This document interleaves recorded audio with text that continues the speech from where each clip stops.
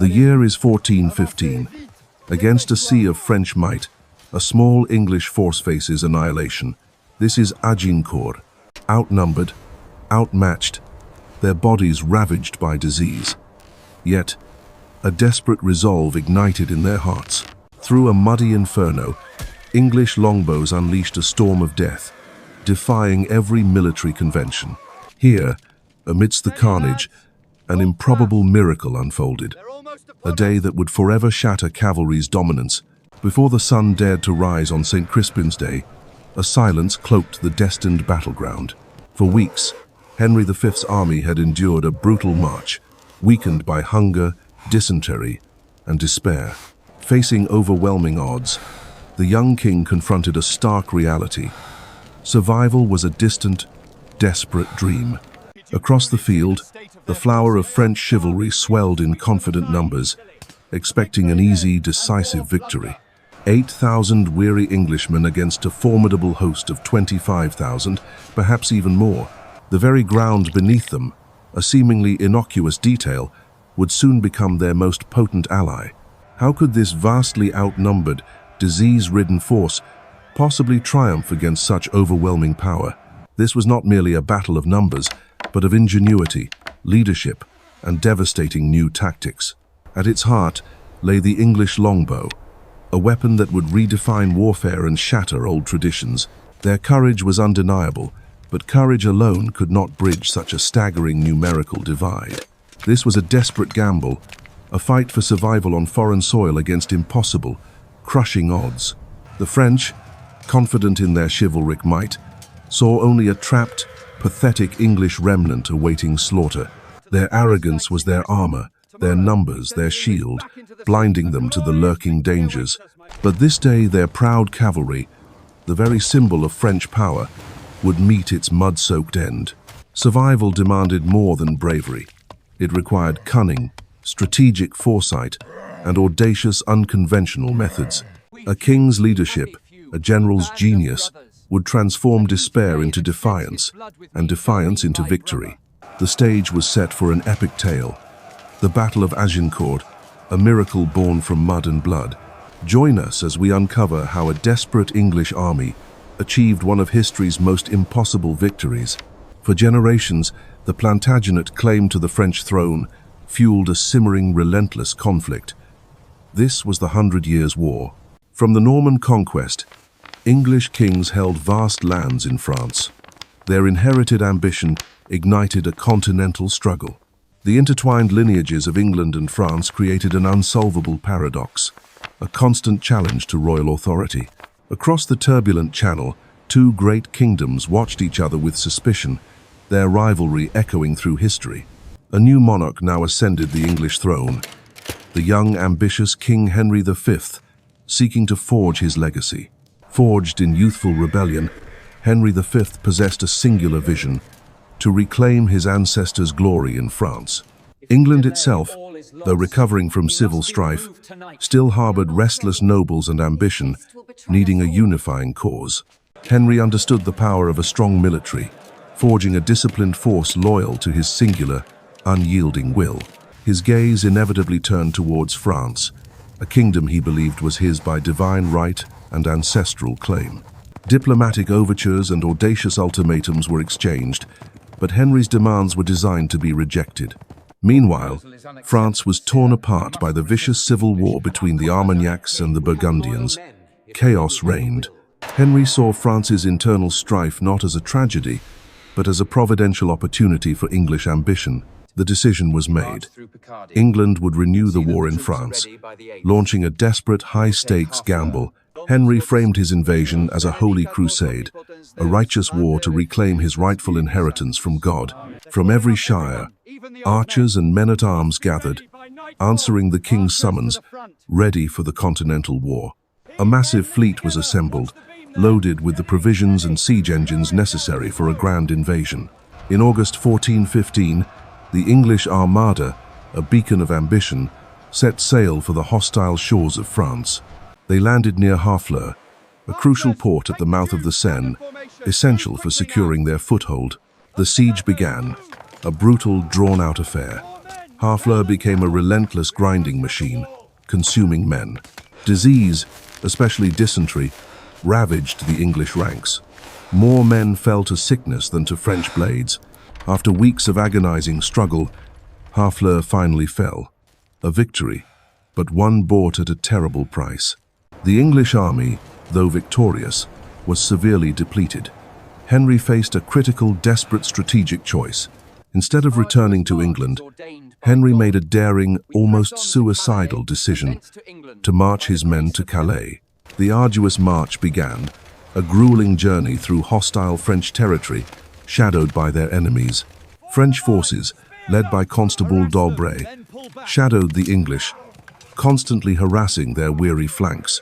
Relentless autumnal rains transformed the French countryside into a swamp. Every step was a monumental effort. Fatigue and disease continued their deadly work. The English army was a shadow of its former formidable self. Supplies ran desperately low. Soldiers were starving, reduced to foraging, their morale steadily beginning to crack. Exhausted, sick, and starving, Henry's army was now truly desperate. Their fate hung by the thinnest thread. Ahead lay a confrontation that seemed impossible. An outnumbered, depleted English force against a massive French army. As English forces retreated, a different drama unfolded within the French court. Their king lost to madness. Charles VI, once the beloved, now known as the mad, rendered his vast kingdom leaderless. A perilous void. Without a unified crown, France's powerful dukes and princes vied for influence, fragmenting command. Chaos reigned. Into this power vacuum stepped Constable Charles d'Albret, tasked with halting the English advance. A heavy burden. His authority, however, was advisory. The proud French nobility followed their own banners, their own agendas. Yet, France possessed a crushing advantage. Sheer numbers. An overwhelming army gathered, eager for battle. Foremost among them, the flower of French chivalry. Thousands of heavily armored men-at-arms, a tide of steel, mounted knights, brimming with aristocratic pride, believed themselves invincible. Their charge, unstoppable, their victory assured. Every noble heart beat with the promise of glory, to crush the weary English once and for all. Their destiny, this was not merely an army. It was an avalanche of chivalry, poised to reclaim French honor. They outnumbered the English by at least 3-1, perhaps even more. A numerical superiority unmatched. Each man-at-arms, a walking fortress of steel, confident in his impenetrable armor and martial prowess. From afar, the sheer scale was terrifying. A formidable force, ready to sweep aside any resistance. Their strategy was simple, elegant. Intercept the exhausted English on their desperate march to Calais. They would cut off their escape, trapping Henry's beleaguered army, ensuring no quarter could be given. Victory seemed a foregone conclusion, a matter of pride and superior force, not tactical genius. Overconfidence swelled. The English, they believed, were a broken, disease-ridden force, ripe for annihilation. A simple, glorious kill. No doubt clouded their minds. The French saw not a battle, but a grand hunting expedition, a spectacle. The chosen battlefield, a strip of land near Agincourt. Its appearance, deceptively unremarkable, yet crucial. Recent heavy rains had transformed the fields into a quagmire, a thick, treacherous mud. The earth itself conspired. Dense woodlands on either flank funneled the advance, limiting maneuverability for a vast army. A critical constriction. This narrow passage, seemingly insignificant, would dramatically restrict the overwhelming French numbers. A hidden trap emerged. They saw a clear path to glory, unaware the terrain would become their silent, unforgiving enemy. A fatal oversight. Their sheer numerical strength, usually an asset, would soon be blunted by the unforgiving geography. A cruel irony. The deep, sticky mud would sap the strength from man and beast alike, turning an advance into an arduous struggle. This mud, this narrow defile, would become the great equalizer, secretly undermining French martial superiority. The stage was set. Despite the terrain, French commanders remained resolute. Their plan, A crushing, decisive engagement. No mercy, no retreat. The weight of French chivalry was poised to descend, an unstoppable force, confident in its might, ready to strike. As night fell, the French slept soundly, dreaming of an easy victory. The morrow would tell a different tale. The stage was set for an epic confrontation where a small, desperate band faced an avalanche of chivalry. History beckoned. As night fell over Agincourt, a chilling rain turned the battlefield into a quagmire of mud and despair. For the outnumbered English, the night was a crucible of dread, the silence broken only by falling rain. King Henry V moved amongst his weary men, a ghost in the mud, sharing their fear, steeling his own resolve. The English knew their fate hung by a thread. Against overwhelming odds, they prepared for their final stand. Across the sodden fields, the French hosts reveled. Confident of victory, they dreamt of easy English spoils. Overconfidence bred complacency. They envisioned a swift, decisive battle, ignoring the treacherous mud beneath their feet. English scouts brought back tales of French arrogance, reinforcing Henry's belief in exploiting their hubris. The king absorbed every detail, meticulously crafting a strategy, turning French overconfidence into a deadly weapon. Then came the dawn, Street Crispin's Day, 1415. A cold grey light broke over the mud-soaked fields. The English, fewer than 8,000, stood ready, their spirit unbroken, their formations taut, awaiting their destiny. Opposite them, 25,000 French knights and men-at-arms, a shimmering wall of steel, seemingly invincible. The relentless rain had transformed the battlefield. Deep, clinging mud would soon become friend and foe. Longbowmen, the heart of Henry's force, prepared their deadly weapons, each arrow a prayer for survival. French cavalry, the pride of France, found their powerful mounts already laboring against the heavy, clinging mud. King Henry V, despite his own exhaustion, stood tall. His voice, clear and unwavering, reached every man. He spoke not of glory for himself, but of shared honor, a band of brothers forged in adversity. His Street Crispin's Day speech was a masterclass in leadership, rekindling the flame of English defiance. A wave of renewed determination swept through the ranks. Fear was replaced by a ferocious collective will to fight. The disparity was stark. French numbers dwarfed the English, yet Henry projected an unbreakable spirit. He knew the odds were desperate, but Henry's resolve was absolute. He would not yield this ground. His defiance was not reckless. It was a calculated gamble, fueled by an astute understanding of terrain and morale. The French, expecting English surrender, found themselves facing an unyielding, determined foe. This was not the plan. Henry rode before his men, a living symbol of their cause, strengthening their courage with every passing moment. The king's presence solidified their trust. Each man knew their king would fight and die alongside them. The English deployed strategically, using the narrow funnel between woods to negate the French numerical advantage. This natural choke point was Henry's silent ally, transforming the vast French army into a vulnerable, compressed target. Ahead of the archers, thousands of sharpened wooden stakes called palings were driven into the churned mud. These anti-cavalry defenses formed an impenetrable barrier, designed to impale charging French knights and horses. The longbowmen were placed perfectly, their angles optimized to unleash a deadly crossfire into the advancing French. Each bowman was a vital cog in Henry's ingenious machine, their skill paramount, their arrows lethal. Behind the archers stood a corps of English men-at-arms, heavily armed, ready to repel any who breached the stake line. The English formation was a masterpiece of defensive tactics, perfectly adapted to the terrain and their numbers. French commanders stewed. Their vast army was a cumbersome beast, unable to maneuver effectively in the narrow, muddy field. Hours passed in an agonizing standoff, neither side willing to make the first move. The tension mounting, Henry watched.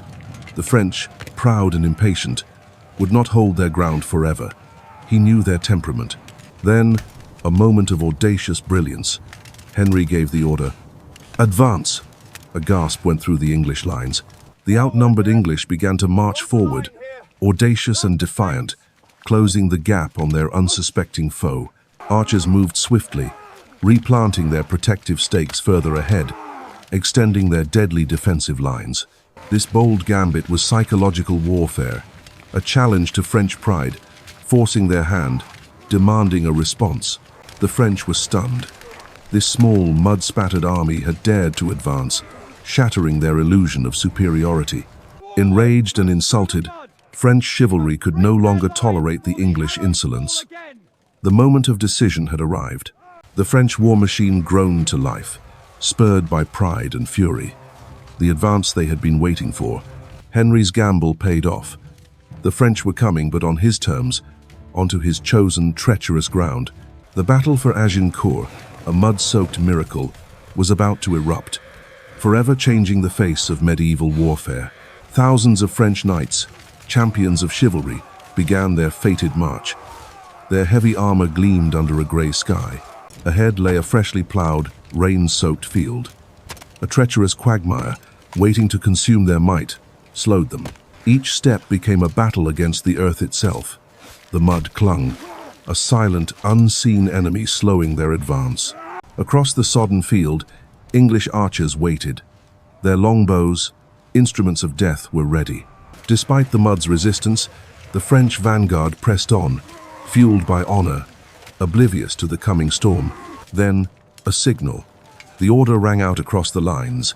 The English longbowmen drew their mighty bows, a thunderous twang. Thousands of arrows leapt skyward, forming a dark, deadly cloud over the field. The whistling grew to a terrifying shriek.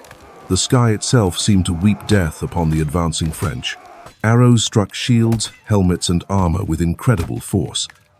The iron rain began to take its toll. The longbow's power was precise. Arrows found gaps, joints, piercing vulnerable points in their heavy armor. Already exhausted, the French stumbled, lost footing, and fell.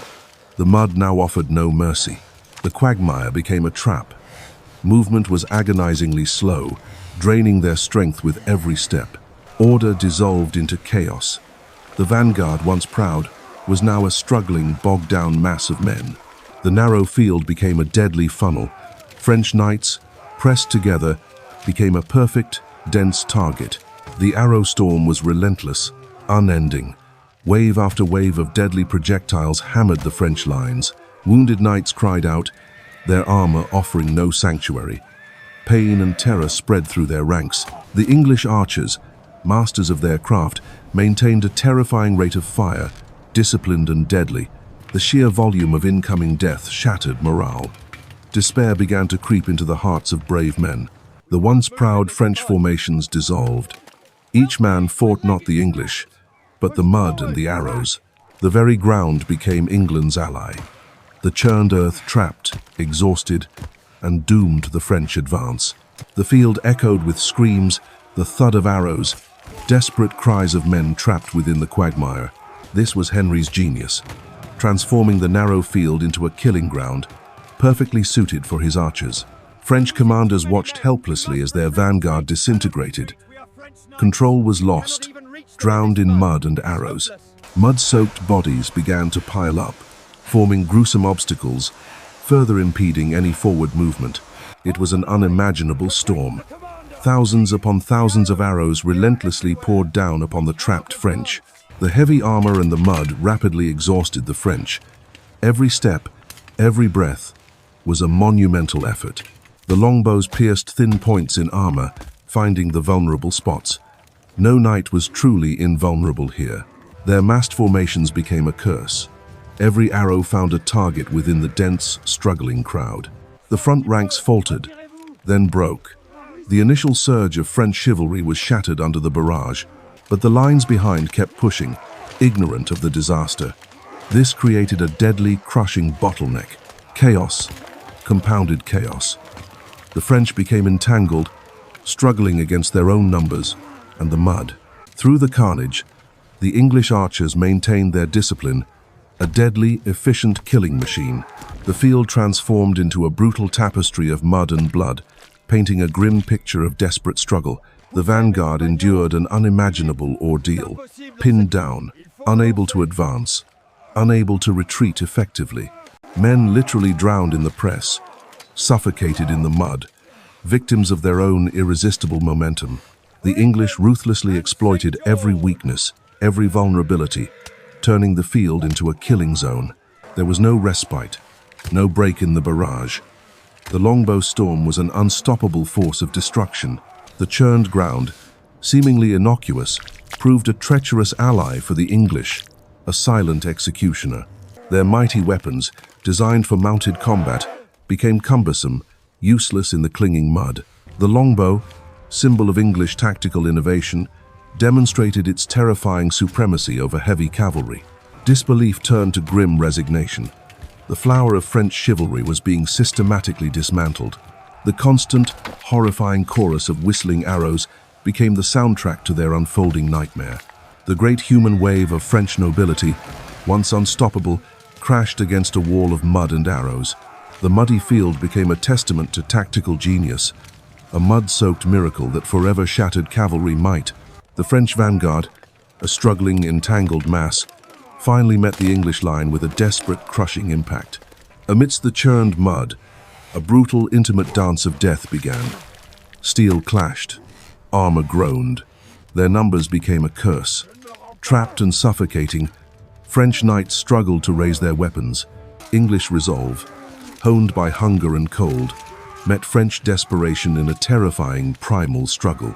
The battlefield transformed into a hellish maw, swallowing hope, spitting out shattered bodies and broken wills.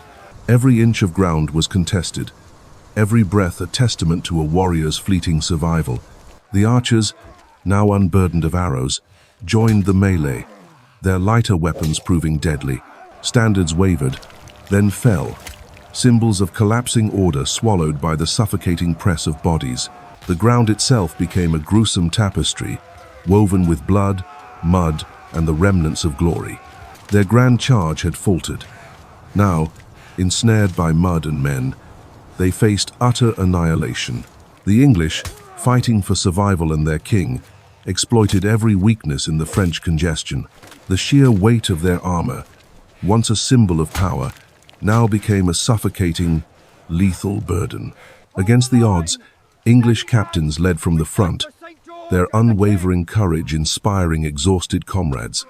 It was a fight without quarter, where every man's life hung on a single, desperate, precise blow. The cacophony of battle, a symphony of screams and clanging steel, echoed across the bloody field. Individual acts of incredible bravery punctuated the chaos, defying the crushing weight of the French vanguard. Slowly, imperceptibly at first, the French mass began to fracture, their once formidable cohesion dissolving. King Henry, present amidst his men, witnessed their desperate resolve and the enemy's mounting despair. Above the carnage, the English banners remained aloft, symbols of a stubborn, unyielding will to prevail. The mud claimed more than armor. It claimed lives, hope, and the very concept of chivalric combat. Panic began to ripple through the French ranks. The weight of their numbers became a death trap. The English, lighter and more agile, capitalized on every misstep, every moment of French hesitation. Disbelief turned to terror as the flower of French chivalry withered under the relentless English assault. Henry V moved amongst his soldiers, a king fighting beside his men, bolstering their flagging spirits. Surrender was a fleeting thought, often ignored in the brutal, visceral, and unforgiving rush of battle. The French rear, paralyzed by indecision and the horror before them, failed to reinforce their dying vanguard.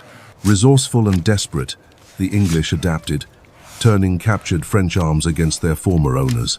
Attempts to rally proved futile. The momentum of fear was greater than any leader's desperate call. The battlefield became a graveyard, built from the fallen, a testament to the devastating cost of hubris.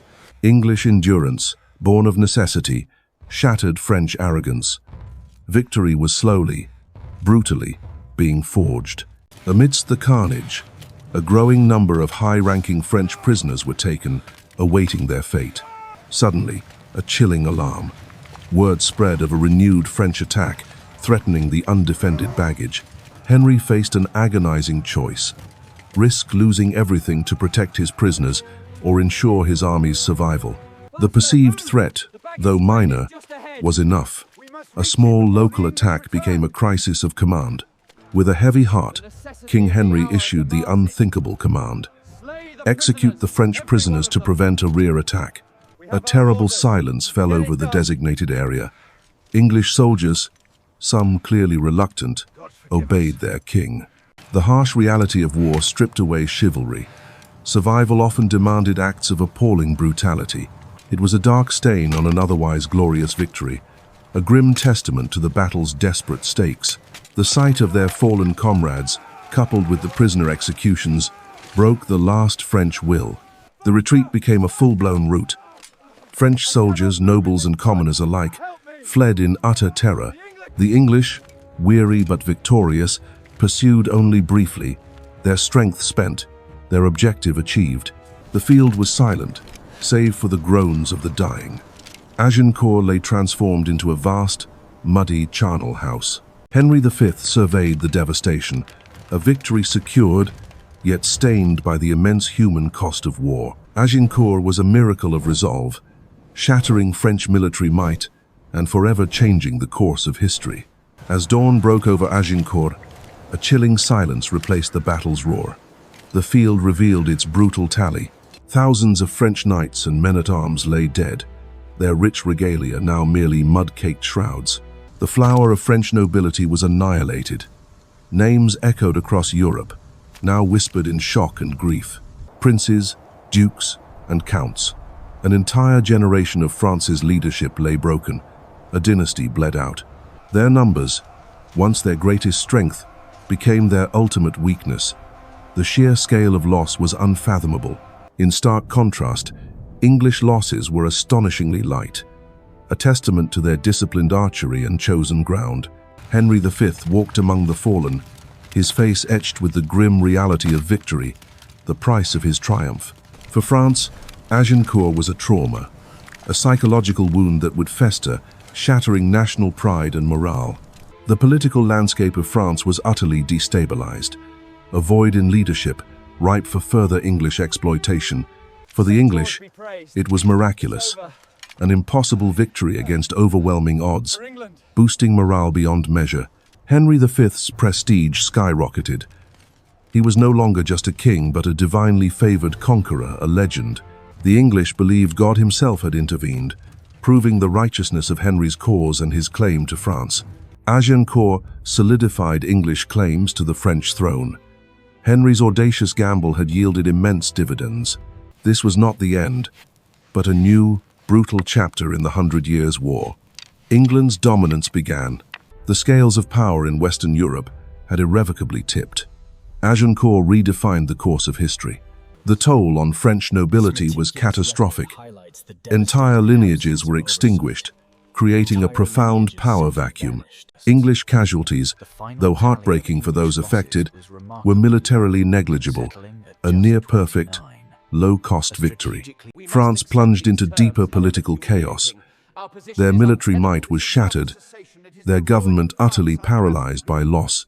England, invigorated by victory, now held the strategic initiative. The path to consolidating claims on France was clear. France's once formidable cavalry arm was crippled, leaving the kingdom exposed, vulnerable to Henry's future campaigns. English maritime power, already significant, was now undisputed, a direct consequence of Agincourt's profound victory. Agincourt would forever echo in history, a testament to courage, strategy, and the devastating power of the longbow. The raw cost was paid, the legend forged. Henry V, now the master of France's destiny, looked to the future. Agincourt was more than a battle. It was a watershed moment, forever altering the course of medieval warfare. Its echoes resonated across continents, reshaping military doctrines and challenging long-held assumptions of combat power. The legacy wasn't just in victory, but in its profound impact on the very fabric of military thought and culture. Agincourt signaled the twilight of chivalry, an ideal shattered by the brutal realities of mass, disciplined archery. The heavy cavalry, once the undisputed kings of the battlefield, found their supremacy challenged, then broken. Their charging might was blunted by mud, their steel armor pierced by arrows, signaling a new era of warfare. The age of the individual heroic warrior began to wane, supplanted by disciplined, coordinated formations. Against the might of the cavalry, the longbow emerged not just as a weapon, but as a strategic equalizer. Its capacity for rapid, sustained fire and formidable penetration transformed battlefields, proving devastatingly effective. Agincourt solidified the longbow's fearsome reputation, validating its power against even the most formidable foes. This simple, yet devastatingly effective, projectile weapon proved superior, ushering in a new chapter of military tactics. The longbow's deadly efficiency demanded a complete re-evaluation of battlefield strategy and troop deployment.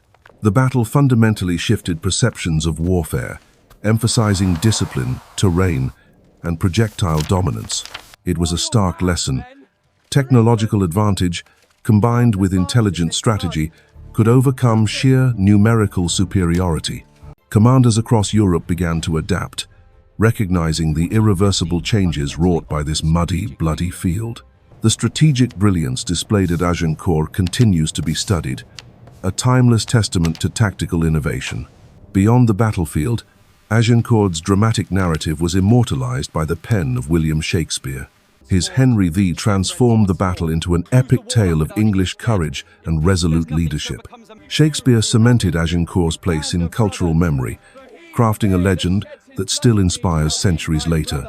Agincourt became woven into the very fabric of English national identity, a potent symbol of resilience. It represented the ultimate underdog triumph, a smaller force achieving impossible victory against overwhelming odds. The battle remains a touchstone for strategic brilliance, a testament to what disciplined courage can achieve. Agincourt, a mud-soaked miracle, a legendary victory whose profound legacy continues to shape history and inspire generations. Agincourt, a name etched in history, a battle defying all logic and probability, a true military miracle. It stands as a profound testament to extraordinary leadership, turning impending defeat into unimaginable victory. This was a masterclass in tactical innovation. The terrain, the longbow, exploited with devastating precision, and a shining beacon of the indomitable human spirit, where sheer will triumphed over overwhelming odds. Agincourt forever altered the course of warfare, proving disciplined infantry could shatter cavalry might. Its lessons on terrain, morale, and leadership continue to resonate in modern military academies worldwide. Beyond tactics, Agincourt forged a powerful narrative, deeply embedding itself into national identity and pride. An enduring symbol of resilience, it inspires generations, reminding us of extraordinary courage in adversity. The incredible story of Agincourt is but one chapter in humanity's vast, epic military history. Don't miss future explorations. Subscribe now and hit that like button to support our work. Share your favorite Agincourt moment or deepest insight in the comments below. We love reading them. Help us grow this amazing community. Share this video with fellow history enthusiasts and friends. Together, let's continue to unearth and appreciate these incredible narratives that shaped our world. Thank you for joining a leading analysis channel on this journey through history's greatest conflicts.